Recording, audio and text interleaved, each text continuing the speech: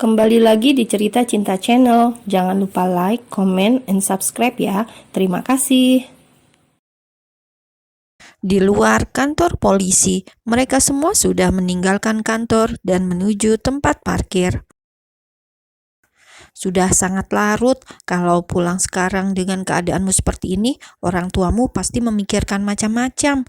Hubungi mereka, bilang menginap di rumah temanmu. Katakan teman kerjamu sakit, jadi kau ingin menginap.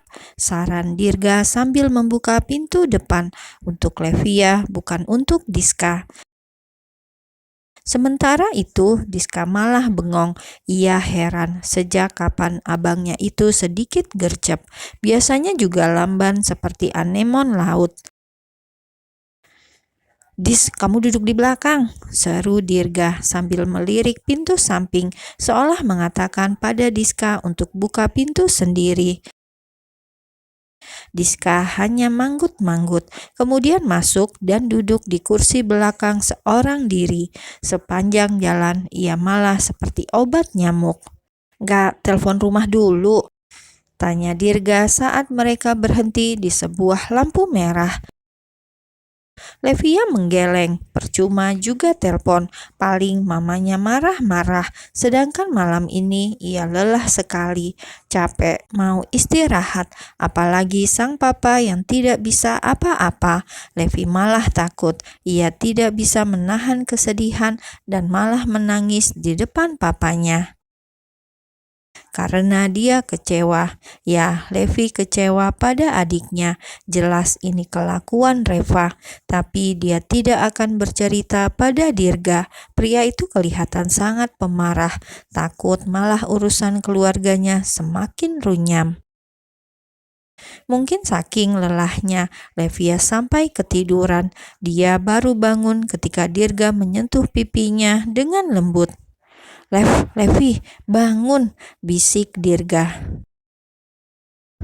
"Mas, panggil yang kenceng, itu mah bisik-bisik, mana dia dengar," celetuk Diska yang juga ketiduran sepanjang jalan. "His," Dirga menoleh melirik Diska dengan galak. "Kamu gak pulang? Sana pulang," usir Dirga. "Ini udah malam banget, tega bener lihat adiknya malam-malam di jalan. Itu anak orang aja diamanin, adik sendiri malah kagak," celoteh Diska sambil berlalu masuk apartemen duluan. Dirga hanya geleng-geleng kepala, kemudian kembali membangunkan Levia yang sudah tidur pulas. Levi, bangun Levi." Ditatapnya wajah Levia tanpa make up, cantik, manis, dan bibirnya. Mata Dirga malah fokus pada bibir yang kini berwarna merah muda tersebut. Dulu dia jelek sekali, kenapa sekarang jadi cantik? Tanpa sadar, jakunnya naik turun. "Sepertinya aku harus menemui Dokter Robert, ada yang tidak beres dengan kepalaku." Dirga menarik diri. Perlahan ia menjauh dari Levia. Dekat-dekat dengan gadis tersebut hanya membuatnya memikirkan hal yang macam-macam. Dret-dret, ponsel dalam saku Dirga bergetar, membuyarkan lamunan pria tersebut sejenak. Dirga kemudian meninggalkan mobil. Pria itu kemudian menjawab panggilan masuk dari adik perempuan satu-satunya. "Ya," ucap Dirga ketus di telepon. "Lama banget sih Mas, Diska udah nunggu dari tadi," protes Diska karena sang kakak tak kunjung naik ke lantai atas. Ia hanya bisa menunggu di depan pintu apartemen Dirga karena masih tertutup. Iya, pungkas Dirga yang mendengar suara adiknya super bawel tersebut. Dirga pun memasukkan ponsel ke dalam saku celana lagi. Pria itu kemudian melangkah menuju mobil kembali. Dilihatnya, Levia masih tertidur dengan nyenyaknya. Sebenarnya tidak tega, tapi bagaimana lagi, Dirga harus membangunkan gadis tersebut. Ia tepuk pundak Levia sedikit keras agar gadis itu merespon. "Levia," panggil Dirga sekali lagi. Diamatinya kelopak dengan bulu-bulu lentiknya itu mulai bergerak-gerak. Sesaat kemudian Levia pun menggeliat. Ia mengerjap. Dan saat sadar ia di mana, Levia langsung membetulkan posisi duduknya yang sempat merosot ke bawah. "Sudah sampai, ayo masuk," ajak Dirga. Pria itu juga menyodorkan minuman mineral kemasan. Mungkin gadis itu haus. Levia menggeleng menepis minuman tersebut. Dia kemudian melepaskan sabuk pengaman dan bersiap turun. Saat menurunkan sebelah kakinya, ia sempat bingung. Mungkin nyawanya belum penuh sepenuhnya karena habis bangun tidur. "Diska mana?" Barulah Levia sadar Diska tidak bersama mereka. "Udah jalan duluan, tadi nunggu kamu, tidur lama." Maaf." Levia menundukkan wajah, merasa tidak enak karena ketiduran. "Ya sudah larut malam, ayo masuk," ajak Dirga lagi. Keduanya pun masuk ke dalam, berjalan beriringan layaknya sebuah sandal. Suasana di sana sangat sepi, mungkin karena sudah larut. Apalagi Dirga dan Levia bagai orang bisu dadakan. Keduanya sama sekali tidak bertegur sapa. Sampai masuk lift pun hanya ada hembusan nafas keduanya. Yang satu mungkin karena masih ngantuk dan lelah, yang satu sibuk merapal mantra untuk menghilangkan pikiran-pikiran buruk tentang gadis yang ada di sebelahnya. Klik, akhirnya mereka sampai di depan apartemen Dirga. Baru tiba langsung diberi sambutan bimoli oleh Diska, bibir monyong 5 mili. "Lama bener sih, aku sampai jamuran nunggu kalian. Udah malam juga, pacaran besok lagi," celetuk Diska yang juga sudah capek dan lelah pasca pulang dari kantor polisi. Sedangkan Dirga, ia sama sekali tidak mendengar sindiran adik perempuannya. Suara Diska hanya terdengar seperti tawon yang mendengung dan tidak usah dihiraukan. "Ayo masuk," ujar Dirga. Sementara itu, saat pintu terbuka oleh akses card yang dibawa Dirga, Diska langsung nyelonong masuk duluan. Mungkin karena terlalu amat sangat capek, tanpa melepas sepatu, Diska langsung merebahkan tubuhnya di atas sofa panjang. Dia tidak memberi ruang untuk sang kakak dan gadis pujaan kakaknya itu. "Hei, cuci muka dulu," titah Dirga yang baru menyusul masuk bersama Levia. "Nanti aja, Diska ngantuk banget," jawab Diska yang sudah menutup kedua matanya. Artinya ia tidak mau diganggu. Melihat adiknya seperti itu, Dirga kemudian menatap Levia saja. "Bersihkan tubuhmu dulu sebelum tidur, mandi air hangat, di kamarku saja, pakai bajuku dulu. Besok aku belikan baju baru dan aku antar ke rumah." Dahi Diska langsung bergerak-gerak, begitu pula dengan kelopak matanya.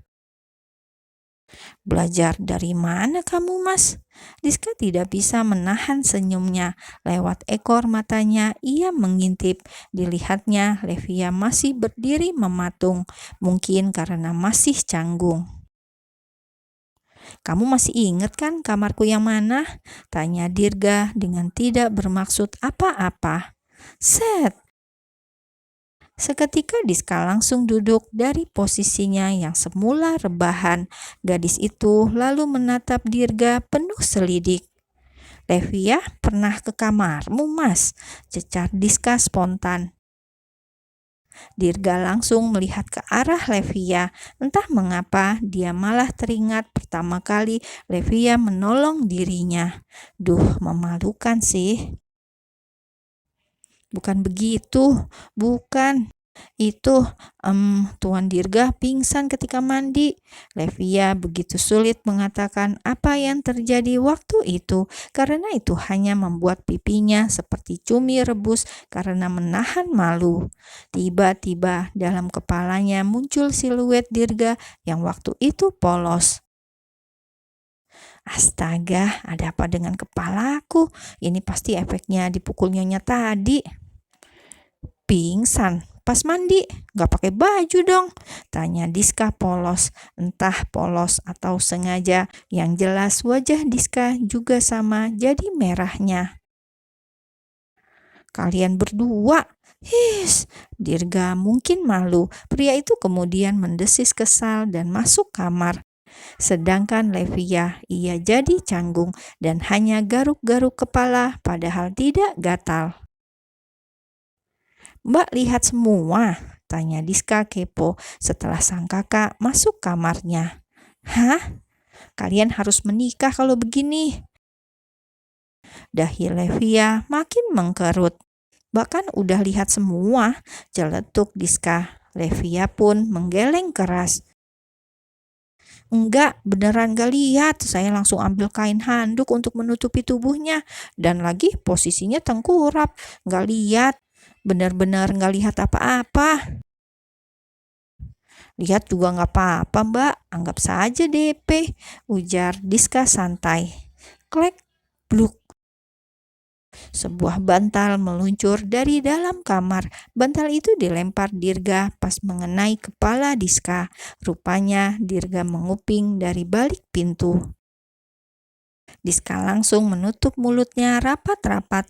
Gadis itu kemudian kabur ke kamar tamu sebelum sang kakak memberikan pelajaran yang lebih dari sekedar timpukan bantal.